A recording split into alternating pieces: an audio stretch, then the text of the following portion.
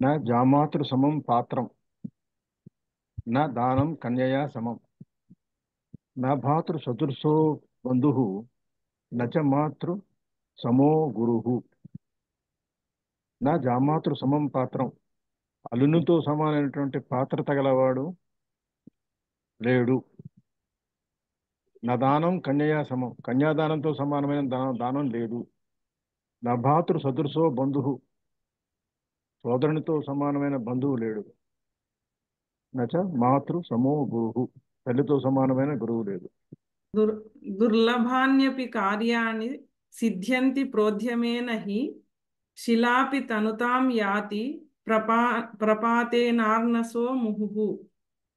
దుర్లభాని కార్యాణి అపి, చాలా కష్టసాధ్యమైన పనులు కూడా ప్రోద్యమేన హి సిద్ధ్యంతి, బాగా ప్రయత్నం చేయడం వల్ల సిద్ధిస్తాయి. ఎలా అంటే శిలా అపి తనుతాం యాతి, శిల కూడా సన్నబడుతుంది. దేనివల్ల అంటే ప్రపాతేనార్న సహా ముహుః, మాటి మాటికి దానిపైన పడుతున్న నీటి చుక్కల వల్ల కూడా కొద్ది కాలానికి శిల కూడా సన్నబడుతుంది. అలాగే బాగా ప్రయత్నం చేయడం వల్ల కష్టసాధ్యమైన పనులు కూడా సాధించవచ్చు. జన సంసర్గాత్ గుణవజ్జన సంసర్గాత్ యాతి నీచోపి గౌరవం. పుష్పమాలానుషంగేణ సూత్రం శిరసి ధార్యతే. ఇది అర్ధాంతరన్యాస అలంకారానికి ఉదాహరణ అండి. గుణవజ్జన సంసర్గాత్ అంటే గుణవంతుల సహవాసం పొందడం వలన నీచోపి నీచుడు కూడా యాతి గౌరవం గౌరవాన్ని పొందుతాడు. పుష్పమాలానుషంగేన అంటే పుష్పమాలను తలపై ధరించినప్పుడు పూలతో పాటుగా సూత్రం దారం కూడా శిరసి ధార్యతే తలపై ధరించబడుతుంది. ఇక్కడ మొదటిది సామాన్య వాక్యము, దీనిపై రెండవదైన దారం కూడా తలపై ధరించబడుతున్నది అనే విశేష వాక్యం చేత సమర్థించడం జరిగింది. అస్తు మహోదయ. భవంతి నమ్రాస్తరవః ఫలోద్గమై నవాంబుః దూర విలంబినా ఘనాః అనుదత్తాః సత్పురుషాః సమృద్ధిభిః స్వభావ ఏవైషాః పరోపకారిణాః. అబ్బో చాలా కఠినంగా ఉంది. భవంతి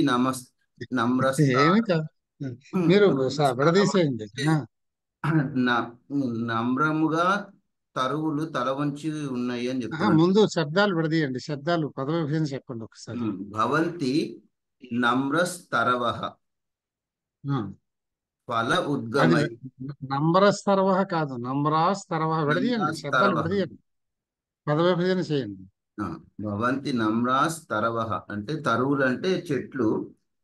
నమ్రాస్తరవః అని ముందు విభజించండి. అది నమ్రాహ అట్లా అంటున్నారు. సరే, నమ్రాహ తరవః. ఫల ఉద్గమై అంటే ఫల ఉద్గమై, ఫలః ఉద్గమై.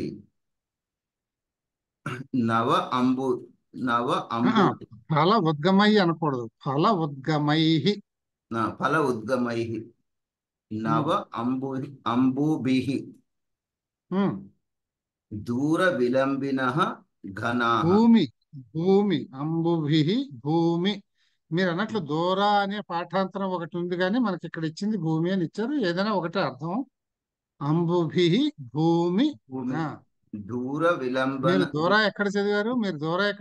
యాక్చువల్ గా పాఠాంతరం ఉంది, దూర విలంబిన అని కూడా ఉంది, ఒక పాఠాంతరం ఉంది. టెక్స్ట్ బుక్ లో ఇలా ఉంది. అంటే మోర్ పాపులర్ వర్షన్ ఇస్ భూమి విలంబిన అనేది. దూర విలంబిన అన్నా పర్వాలేదు. అది దూర భూమి విలంబిన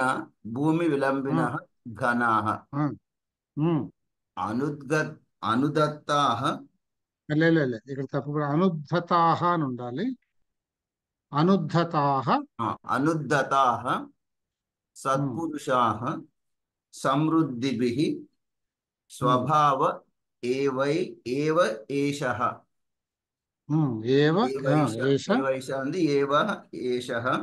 పరోపకారిణాం. బాగుంది. ఇప్పుడు అర్థం చెప్పండి. భవంతి దాన్ని ఎలా అంటే తరవహ నమ్రహ ఫలోద్గమై నమ్రహ భవంతి. ఫలోద్గమై తరవహ ఫలోద్గమై నమ్రహ భవంతి అంటే చెట్లు ఫలోద్గమైహి అనండి, ఎందుకంటే ఉమ్, అది తృతీయ కదండి. మీరు ఒక చిన్న కొండ గుర్తు చెప్తాను మీకు. ఉమ్, విసర్గ ఇక్కడ అఫ్ కోర్స్ ఇక్కడ సంధి తెలిసిపోతుంది. ఫలోద్గమై నవాంబుభి అన్నాడు కనుక ఉమ్, మైహి నవాంబుభి అని విడదీస్తాం. అలా కాకపోయినా ఇక్కడ అర్థంలో కూడా మనం ఇది తృతీయ వాడాడు. ఫలోద్గమైహి అంటే తృతీయ వాడారు. తృతీయలో మీకు బహువచనంలో వాడాడు ఇది. ఓకే అక్కడ బహువచనంలో విసర్గ తృతీయ వాడినప్పుడు మీకు ప్రత్యయం ఏమొస్తుందండి? మీకు ఉమ్, టాభ్యాం భిస్, భిస్ అనే ప్రత్యయం వస్తుంది. ఉమ్, ఆ సకారం ఎక్కడైతే వచ్చిందో అక్కడ విసర్గ వస్తుంది అనమాట శబ్దంలో. అది గుర్తుపెట్టుకోండి. ససజు ఓకే షోరుహు అనే సూత్రం వల్ల అక్కడ విసర్గ వస్తుంది. అందుకని మీకు ఎప్పుడైనా తృతీయ బహువచనం చెప్పాలి అంటే భిస్ ప్రత్యయము అని గుర్తొచ్చి ఉమ్, ఖచ్చితంగా మీరు విసర్గ పలకాల్సి వస్తుంది. పలకపోతే ఉమ్, తప్పు అవుతుంది అనమాట విడదీసినప్పుడు. ఉమ్, సంధుల్లో లోపించచ్చు, అది వేరే సంగతి. అందుకని ఇక్కడ కూడా లోపించలేదు, సంధి అంతే. ఇక్కడ ఫలోద్గమైహి నవాంబుభి, ఫలోద్గమైర్నవాంబుభి అయిందంటే విసర్గ మారే రూపాల్లో రేఫ ఒకటి అనమాట. అందుకని ఆ విధంగా మారింది. ఇక్కడ ఉమ్. ఏం చెప్పాలి మనం అంటే ఫలోద్గమైహి తరవహ నమ్రాహ నమ్రహ భవంతి. నమ్రాహ అది భవంతి. అది చెట్లు దట్ ఈస్ ది ఆర్డర్. ఫలములతో కూడిన తరువులు వంగి ఉంటున్నాయి. అంతే, కరెక్ట్. నవ అంబుభిః కరెక్ట్. భూమి నవ అంబుభిః భూమిః విలంబనః ఘనాః. ఘన అంటే మేఘం. మేఘాలు నీటితో కొత్త నీటితో నిండిన నవ అంబు అన్నాడు కాబట్టి కొత్త నీటితో నిండిన మేఘాలు దూర విలంబిన అంటే భూమికి ఇక్కడ భూమి నవ విలంబిన అంటే కొత్త అనే కంటే శుద్ధ అని ఒక అర్థంగా రాస్తే కొంచెం బాగుంటుంది. కొత్త నీరే ఉంటుంది, కొత్త నీరే అంటే అది వేరే అర్థం.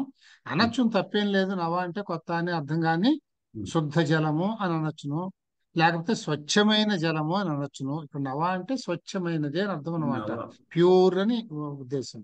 అంచేత నవాంబుభి భూమి ఘనాహ విలంబిన ఘన భూమి విలంబినాహ, అదనమాట. అది ఘనాహ అంటే మేఘాలు. మేఘాలు భూమికి దగ్గర, శుద్ధమైన నీటితో నిండిన మేఘాలు భూమికి దగ్గరగా వేలాడుతున్నాయి. అది కరెక్ట్, అంతే. భూమికి దగ్గరగా అనుదత్తాహ వేలాడుతూ అదే ఉంటాయి. విధంగా సత్పురుషాః సమృద్ధిభిః సత్పురుషులు సమృద్ధి, వాళ్ళ దగ్గర ఎంత సమృద్ధిగా ఉన్నా కూడా స్వభావ రీతిన స్వభావ ఏవ ఏషః అంటే వారు పరోపకారిణం అంటే పరోపకారంతో పరోపకారులుగానే స్వభావ సిద్ధంగా ఉంటారు.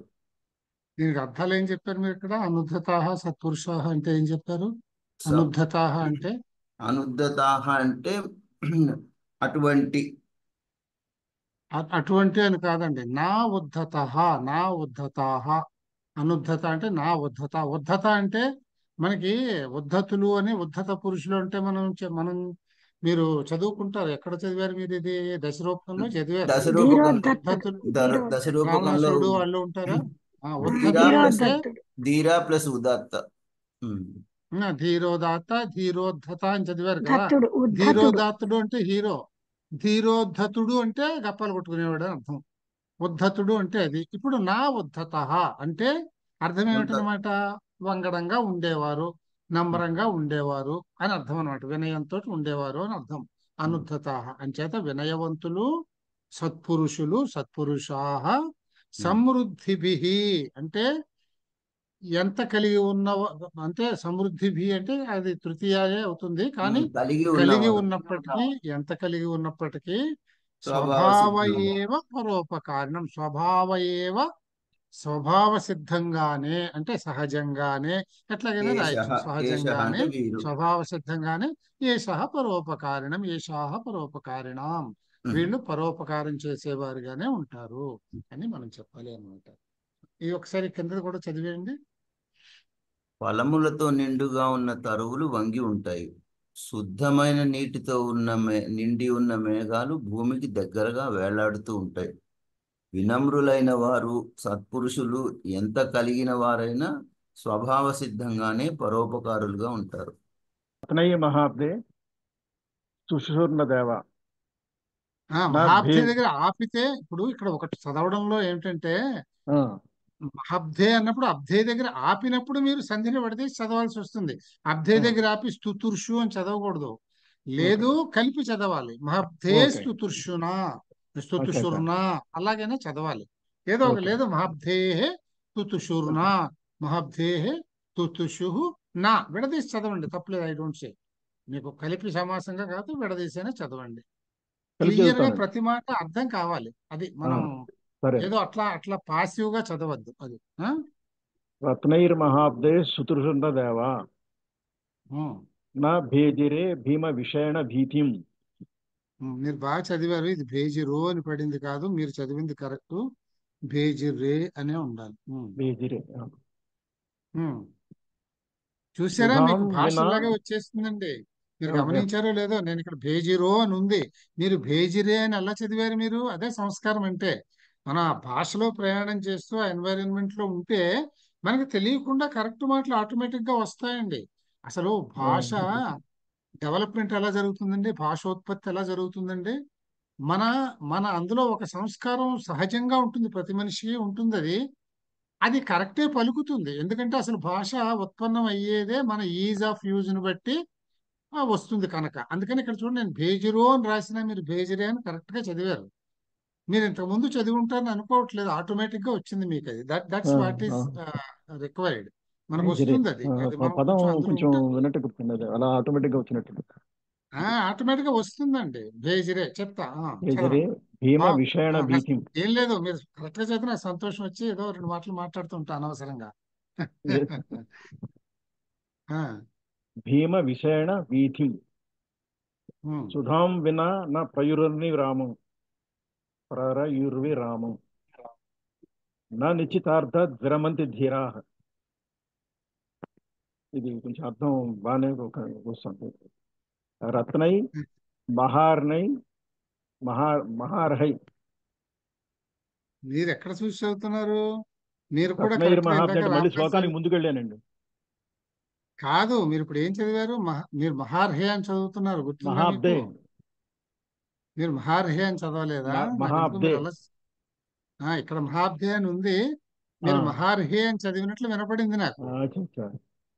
మీరు అదెలా చదివారా అనుకున్నా, ఎందుకంటే ఇక్కడ కూడా పాఠాంతరం ఉంది. ఇందాక ఆయన చదివినట్లే, రామ్ గారు లేదండి మహాబ్దే చదివినట్లే. అక్కడ క్లియర్ గా ఉందండి. ఉమ్, అర్మా హాబ్దే. ఇక్కడ నేను చెప్పేది రత్నైర్ మహాబ్ధేహే అనేది ఉంది, అది ఒక వర్షనం. వీటి పాఠాంతరాలు అంటాం. ఈ ఈ ఇవన్నీ సుభాషితాలు పాతవి కదండి, ఆహా. మార్పులు వస్తూ ఉంటాయి అన్నమాట. అందుకని ఇది రత్నైర్ మహర్హేహే అని కూడా ఉంది. ఇది యాక్చువల్గా మీరు చూసినప్పుడు నాకు ఆ వెర్షన్ కనపడితే ఈ మహర్హే అరిహే ఎలా వచ్చిందా అని చెప్పేసి నేను ఆలోచిస్తున్నాను అనమాట. దానికే చూస్తున్నాను నేను కొంచెం చూస్తాను. అదే రత్నైర్ మహర్హేహే తుతుషుహు నా, అది అన్నమాట. అది సో ఇప్పుడు ఇది కరెక్ట్ మహర్హే అండి. అనేది కూడా మహాబ్దే ఉంది ఒక కదండి. యూసేజ్. ఇక్కడ మహాబ్దే ఉంది కనుక ఇక్కడ ఇదే మహాబ్దే అనేది చదువుకుందాం. అబ్దం ఆ, అంటే సముద్రం. మహాబ్దే ఆ, ఆ, ఆ. మహాబ్దే స్తుతు స్తుతుషున్న దేవ. ఆ. ఇది మహాసముద్రాన్ని అబ్ది మహాసబ్ ఆ, ఇది మదించడం ఏంటండి స్తుతుషం అంటే? అదే, అనే అనే మహాబ్దేస్తు అంటే సందర్భానుసారంగా రత్నాల్లో అలా అర్థం. ఆ, అంటే సముద్రంలో రత్నాలతోటి దేవ అంటే దేవతలు నా ఆ. తుతుషే వాళ్ళు సంతృప్తి చెందలేదు అని అనుకుంటున్నానండి. అంతే, సంతృప్తి చెందలేదనే అర్థం అంతే. ఇప్పుడు తుతుషు అనేది ఇక్కడ ఇక్కడ చూడండి, రత్నైహి రత్నముల చేత, ఇది రత్న శబ్దానికి తృతీయ బహువచనం. ఉమ్. మహాబ్ధేహే అంటే ఇది షష్ఠి, అంటే మహాసముద్రం యొక్క, అంటే మహాసముద్రం. పాల సముద్రం చిలకడం అక్కడ సిచ్యువేషన్ ఇది. రైట్ రైట్ ఓకే తర్వాత రైట్. మహాబ్ధేహే తుతుషుహు. తుతుషుహు తుతుషుహు అంటే ఇక్కడ ఇంట్లో సృష్టి. ఇది ఇది వీటిని ఏమంటామంటే క్రియాస్థానులు అని అంటాం. అంటే క్రియ బదులు ఇది సంతృప్తి చెందలేదు అని అర్థం. ఉమ్. తుతుషు అనే దాంట్లో ఇందులో ధాతువు ఏముంది? ఇది నేను చెప్పాను కదా, అందు క్రియాస్థాని అంటాం కదా, ఇక్కడ క్రియగా తీసుకుంటే నా తుతుషుహు అంటే ఇక్కడ వెర్బ్ కింద తీసుకుంటే ఇందులో ధాతువు ఏమవుతుంది? తుష్ అనే ధాతువు. తుష్ అంటే ఏమిటంటే సంతోషము. అది తుష్ అనే ధాతువు నుంచి వచ్చిన వర్డే అది. సంతోషము అనే తెలుగులోది తుష్ ధాతువులో నుంచి వచ్చింది అది. తుష్ అంటే సంతోషపడడం అనమాట. అంతకంటే ఇలా సమ్ అనేది అక్కడ ఉపసర్గ అనమాట. సమ్ము తుషు సంతుష్టి చెందారు అంటాం కదా, ఆ తుషు ధాతువు అనమాట. తుతుర్షు అనే తుతుషుహు అంటే ఈ తూ ఇట్లా ఎక్కడ వస్తుందంటే మనకి ఇవి లకారాల్లో వస్తుంది. దశలకారాల్లో మనకి లిట్ లకారం అని ఒకటి ఉంది. ఇది ఒక్కసారి మీకు చెబుదాం అనుకున్నాను, ఎందుకంటే ఉమ్, ఈ శ్లోకం మొత్తం లిట్ లకారంలోనే ఉంటుంది అనమాట. లిట్ లకారం అంటే ఏమిటంటే మనకి లంగ్ లకారం అంటే పాస్ట్ టెన్స్. పాస్ట్ టెన్స్ అంటే ప్రస్తుతంలో పాస్ట్ టెన్స్ అది. ఈ లిట్ లకారం అంటే లిట్ పరోక్షే లిట్ అని మనకి పాణిని సూత్రం ఉంటుంది. అంటే భూతకాలం, పరోక్ష భూతకాలం అంటే మనకి తెలియనంత పాత రోజులు. అంటే దానికి you have no proof for that. అంటే ఇప్పుడు రాముడు సీతను తీసుకుని అడవులకు వనవాసానికి వెళ్ళాడు అని మనం రామాయణంలో చదివామండి. రాముడు ఉన్నాడా, సీత ఉందా, ఆయన తీసుకుని వెళ్ళడం మనం చూసామా? పోనీ చూసిన వాడు ఎవడని మనకి చెప్పాడా? మనకి తెలియదు. అదంతా కూడా పరోక్షం, మనకి తెలియని పాతకాలము అన్నమాట. దాన్ని పరోక్ష భూతకాలము, పరోక్ష భూతము అని అంటాం మనం. అందుకని దానికి ఈయన ఏం చెప్పాడంటే ఒక ప్రత్యేకమైన టెన్స్ ఒకటి డెవలప్ చేశారు అది సంస్కృతంలో. దాన్ని లిట్ లకారం అంటాం. దీన్ని పరోక్ష లిట్ అనే సూత్రం. అంటే పరోక్ష భూతకాలాన్ని వర్ణించడానికి లిట్ లకారం వాడాలి. ఈ లిట్ లకారం అనేది ప్రస్తుతం మన లౌకిక సంస్కృతంలో లిట్ లకారం అనే యూసేజ్ మనం చేయటం లేదు. కేవలం ఈ కావ్యాల్లో మాత్రమే కనిపిస్తుంది అన్నమాట. దాని ఫారం ఇది. తుష్ అనే దానికి లిట్ లకారంలో తుషు అని మనకి ఆ ఫారం వస్తుందన్నమాట. సో అలాంటివి ఇంకా ఇక్కడ ఉన్నాయన్నమాట. ఇంకా విధాన ప్రయయుహు, ఇక్కడ చూడండి, ప్రయయుర్ విరామం, ప్రయయుహు ఇది కూడా లిట్ లకారమే. ఇట్లా ఇలా వస్తాయి అన్నమాట దీనికి. సో అది గుర్తుపెట్టుకోండి. అంచేత తుషు అంటే తుష్ అనేది ధాతువు సంతోషము అని. ఇక్కడ రత్నై, రత్నముల చేత, మహాభ్యే అంటే సాగర సంగమంలో, దాన్ని ఏమంటారు, సాగర సాగర మథనంలో, మథనంలో సాగర మథనంలో లభించిన రత్నముల చేత లేదు రత్నములతో దేవాహ దేవతలు నా తుతుషుహు తృప్తి చెందలేదు, చెందలేదు. సంతోషపడలేదు, సంతోషపడి ఊరుకోలేదు అని అర్థం అన్నమాట. తర్వాత నా భేజిరే భీమ విషయణ భీతిం. భీమ విషయణ, విషయం అంటే భీమ విషయం అంటే కాలకూట విషయం. అంతే. ఆ, అంటే ఆ, గాఢమైన విషయము ఎట్లయినా వాడండి. భీతి, భయం, గాఢమైన అదే భయంకరమైనటువంటి కాలకూట విషయం భయం చేత నా భేజరే భయం చెందలేదు. భేజిరే అంటే ఇందులో నా భేజిరే అనేది ఇది కూడా అంతేనండి. ఇక్కడ ఈ తుతుషు ఎలాగైతే నేను మీకు చెప్పానో ఇది కూడా భేజిరే కూడా లిట్ లకారమే. ఇక్కడ ధాతు ఏమిటండి? భేజిరే అనే దాంట్లో ధాతు ఏమిటండి? భజ్ అనేది ధాతు భజ్. భజ్ అంటే అదే భంజ్ అనేది మనం భంజనము అంటాం చూడండి, పగలగొట్టేయడం, కకావికలైపోవడం, ముక్కలు ముక్కలు చేసేయడం. అది భంజి ధాతు అనమాట. అదే మనకి ధాతు పాఠంలో భజ్ అని అంటాము. అంచేత భేజిరే అనేది భజ్జి ధాతువులో నుంచి వచ్చిన లిట్ లకార రూపం. అది అంటే వాళ్ళు కకావికలు అయిపోలేదు, అంటే కంగారు పడిపోలేదు, డిస్టర్బ్ అయిపోలేదు అని అర్థం అనమాట. అంచేత భీమ విషేణ భీతిం నా భేజిరే అంటే గాఢమైనటువంటి విషము వచ్చినప్పటికీ కూడా భయంతో కకావికలు కాలేదు, భయంతో వాళ్ళు తొందరపడలేదు, అట్లా అన్నమాట. భయంతో వాళ్ళు భేజిరే అంటే వాళ్ళు భీతి చెందలేదు, కకావికలు కాలేదు, వాళ్ళు ఏమి కంగారు పడలేదు అనే అర్థం వచ్చే మాట ఏదైనా రాయొచ్చు మీరు. నా భేజిరే భీమ విషేణ భీతిం. ఓకే. కాలకూట విషయం చేత తర్వాత వాళ్ళు భీతి పొందలేదు. సుధాం వినా నా ప్రయుర్విరామం. ప్రయయుః సుధాం వినా అంటే విరామం. సుధాం అది మన అమృతం, అమృతంతో అమృతం లభించే వరకు వాళ్ళు విరామం తీసుకోలేదు, విశ్రాంతి పొందలేదు. సుధాం వినా అంటే అమృతం దొరికే వరకు అని అర్థం. లేదు అమృతం తప్ప వాళ్ళు అంటే అమృతం దొరికే వరకు వాళ్ళు ప్రయయుః విరామం. వాళ్ళు ప్రయయుః అని అంటే కూడా ఇక్కడ యా అనేది ధాతు. ఇందులో యా ధాతు, ప్రా అనేది ఉపసర్గ అనుకోండి, ప్రయయుః అనేది యా అనే ధాతువుకి ఇది లిట్ లకార ప్రయోగం. అంచేది ఇక్కడ కూడా నా ప్రయయుః విరామం అంటే వాళ్ళు వాళ్ళ ప్రయత్నంలో విరామం తీసుకోలేదు, అంటే ప్రయత్న విరమణ చెయ్యలేదు. అంటే అమృతం దొరికే వరకు వాళ్ళు ప్రయత్న విరమణ చెయ్యలేదు. ఇక్కడ నా నిశ్చితార్థాత్ విరమంతి ధీరాహ. ధీరులు తమ తమ యత్నం ఫలించే వరకు కూడా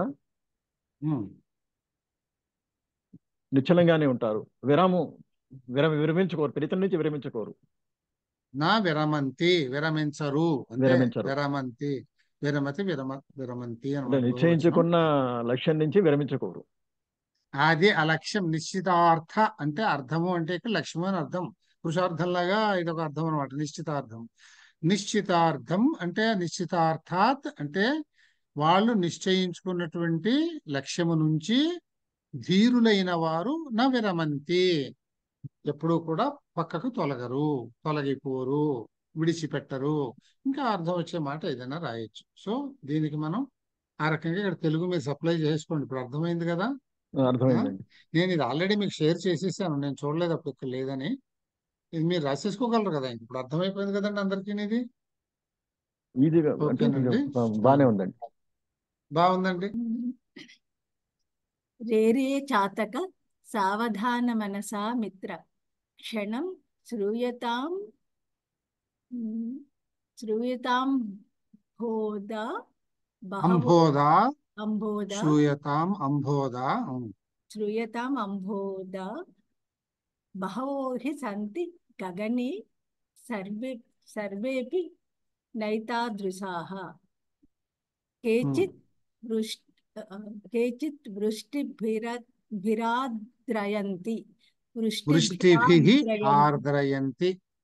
వృష్టిభిః ఆద్రయంతి వసుధాం గర్జంతి కేచిత్ వృథా యం పశ్యసి తస్య పురతో మా బ్రూహి దీనం వచః.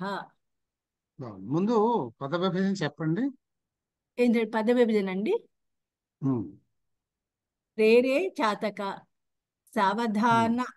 సావధాన మనసా, అది కలిపి చెప్పేయచ్చులండి. మిత్ర క్షణం శ్రూయతాం అంబోధా బహవః హి సంతి గగనే సర్వే అపి న ఏతాదృశాః కేచిత్ వృష్టిభిః ఆద్రయంతి వసుధాం ఆర్ద్రయంతి, ఆర్ద్రత అంటామే, ఆర్ద్రయంతి దీర్ఘం ఆర్ద్రయంతి వసుధాం గర్జంతి కేచిత్ వృథా యం పశ్యసి తస్య పురతః మా బ్రూహి దీనం వచః. బాగుంది. ఇప్పుడు చెప్పండి, అర్థం చెప్పండి. మీకు అర్థమైపోతుంది. విడదీస్తే ఇంకేముంది. ఓ మిత్రమా, రేరే చాతక సంబోధన చాతక పక్షికి సావధాన మనస్కుడవై విను. సావధాన మనస్కుడవై విను అన్నది అక్కడ లేదు. సావధాన మనసు అంటే దాని అర్థం అదే, సావధాన మనస. సావధాన మనస క్షణం, ఒక్క అంటే క్షణం. మీకు అది ఎక్కడ విను అనేది ఎక్కడ వస్తుందంటే శ్రూయతాం అని వచ్చింది కదా, అక్కడ వస్తుంది అనమాట. అంచేత మీరు తెలుగులో చెప్పింది ఆ అర్థంలో చెప్పేయచ్చు. కరెక్ట్, తప్పేం లేదు. క్షణం శ్రూయతాం అంబోధా బహో, ఒక క్షణం విను. అంబోధా బహవః హి సంతి, మేఘాలు చాలా ఉంటాయి. ఆ గగనే, ఆకాశంలో మేఘాలు చాలా ఉంటాయి. సర్వేపి అన్ని కూడా నా ఏతాదృశాః ఒకలాగా ఉండవు. కరెక్ట్. కేచిత్ వృష్టిభిః అంటే కొన్ని, వృష్టిభిః వృష్టి అంటే వాన చేత ఆర్ద్రయంతి అంటే నింపబడి ఆర్ద్రత అంటే తడపడం. ఆర్ద్రం అంటే తడపడం అంతే. భూమిని తడుపుతాయి, వర్షాన్ని కురిపించి భూమిని తడుపుతాయి. వసుధాం ఆద్రయంతి, కేచిత్ వృష్టిభిః వసుధాం ఆద్రయంతి, కొన్ని వర్షం చేత భూమిని తడుపుతాయి. వర్షం చేత వృష్టిభిః, బాగుంది. భూమిని తడుపుతాయి. కేచిత్ అసలు యాక్చువల్ వృష్టి అంటే ధార అని అర్థం. వృష్టిభి అంటే వర్షపు ధారల చేత అని. అంచేత వర్షపు ధారలను కురిపించి భూమిని తడుపుతాయి అని చెప్పచ్చు. అది ఉమ్, కొన్ని వర్షపు ధారల చేత భూమిని తడుపుతాయి. కేచిత్ ఉమ్. కొన్ని వృధాగా అంటే అనవసరంగా ఆ గర్జంతి ఉరుముతాయి. ఉరుముతాయి అంటే ఏమిటి వాటి పని? అందులో నీళ్లు బీళ్లు ఏముండవు. అవి బీళ్లు అనమాట. ఉత్తినే నీళ్లు ఉండేవి కాదు, బీళ్లు. అవి ఉత్తినే ఉరుగుతాయి తప్ప అందులో నీళ్ళే ఉండవు, సరికే ఉండదు. అవి వృధా మేఘాలు అవి. ఆ పురతు అంటే ఎదురుగుండా ఎవరెవరిని పురతః, చూస్తున్నారో పురతః. పురతను ఎదురుగుండా పశ్యతి ఎవరెవరినో చూస్తున్నావో ఎంఎం పశ్యసి ఏమేమి అనండి ఇక్కడ. ఎవరెవరో అనే కన్నా ఏమేమి మేఘాలు కదా, ఓకే ఓకే అందుకని ఏ ఏ ఆ, మేఘాలు లేదు ఏమేమి ఏవేవి అట్లా అనాలి. ఎవరెవరో అనగా మేఘాలని. అది ఏ మేఘాలు నపుంసకలింగం కదండి, కరెక్ట్. మేఘాలు అని కూడా అనక్కర్లేదు. ఎంఎం పశ్యతి తస్య తస్య పురతః. నీ ముందు వేటినైతే చూస్తావో పశ్యసి. ఇక్కడ మధ్యమ పురుషులో మాట్లాడుతున్నాం కనుక పశ్యసి అని పెట్టాడనమాట. అది దృశ్ ధాతువు. పశ్యసికి ధాతువు దృశ్ అంచేత పశ్యసి అంటే ఇది మధ్యమ పురుషు ఏకవచనం. అందుకని మధ్యమ పురుషులో కనుక పశ్యసి అని వాడాడు అనమాట. అంటే నీ ముందు ఏవేవి చూస్తావో మేఘాలు అనేది అండర్స్టూడ్. అది ఇక్కడ లేదా మాట, రాసినా తప్పు లేదు. చూస్తావో ఏమేమి చూస్తావో నీ ముందని కాదు.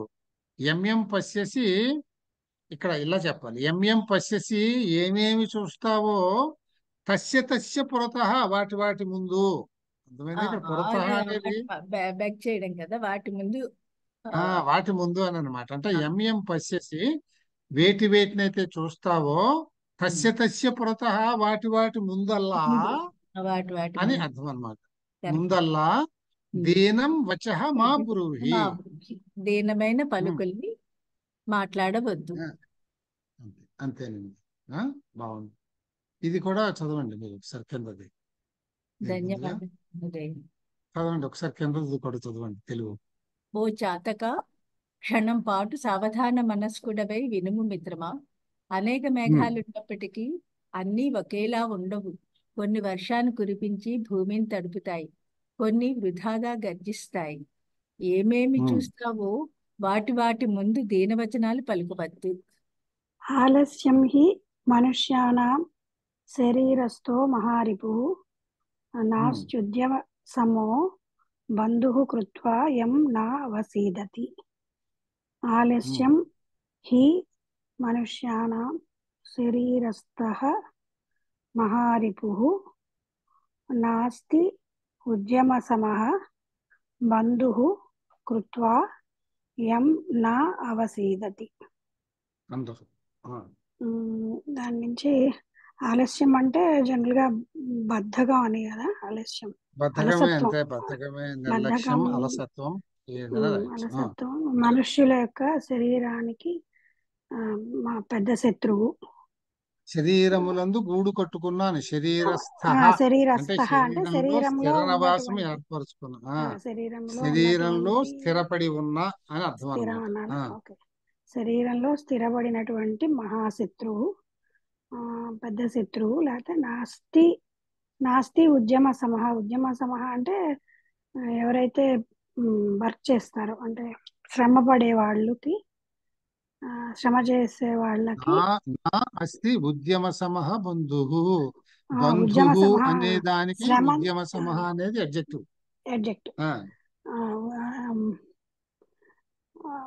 అంటే శ్రమకి అంటే శ్రమ అన్నడానికి ఇంకో పదం ఏమిటి? ఉద్యమం, శ్రమ, కృషి కింద ఉంది. కరెక్ట్. కృషికి తో సమమైన బంధువు, కృషితో సమమైన బంధువు నాస్తి లేదు. యం కృత్వ అంటే ఏదైతే అంటే యం కృత్వ నా ఎవరైతే అలా చేస్తాడో అని అర్థం అన్నమాట. అంటే ఎవరైతే ఆ కృషి చేస్తారో అంటే దేనినైతే చేయడం వల్ల, యం కృత్వ అంటే దేనినైతే అంటే అలా కృషి చేసినందువల్ల అని అర్థం అన్నమాట. కృషి చేసినందువల్ల నాశనమును పొందడు. నా అవసీదతి నా అవసీదతి నాశనమును పొందడు. అవసీదతి అనేది ఇక్కడ వెర్బ్ అనమాట. అవసీదతిలో ధాతువు ఏమిటో చెప్తారా అండి? సీద ఇక్కడ అవ అనేది తెలుస్తూనే ఉంది కదా, అది ఉపసర్గ అది. అది ఉపసర్గ పక్కన పెడితే సీదతి అనేది వెర్బు. ఈ సీదతికి తెలిసిపోతూనే ఉంది రెట్లకారం ప్రథమ ఏకవచనం. అది దాంట్లో ధాతువు ఏముండి ఉండొచ్చు సీ- సీద్ అంటే కొంచెం కొత్తగా ఉంది కనుక అడుగుతూ ఉంటా. ఇప్పుడు పఠతి అని ఉంటే సీద్ ధాతువు ధాతు ఏంటని అదే అండి. సీద్ సీద్ సీద్ అని సీద్ అనుకుంటాం చూడు. ఇంకెవరైనా చెప్తారా అండి సీదతిలో ధాతువు ఏంటో? ఎవరైనా చెప్పగలరా?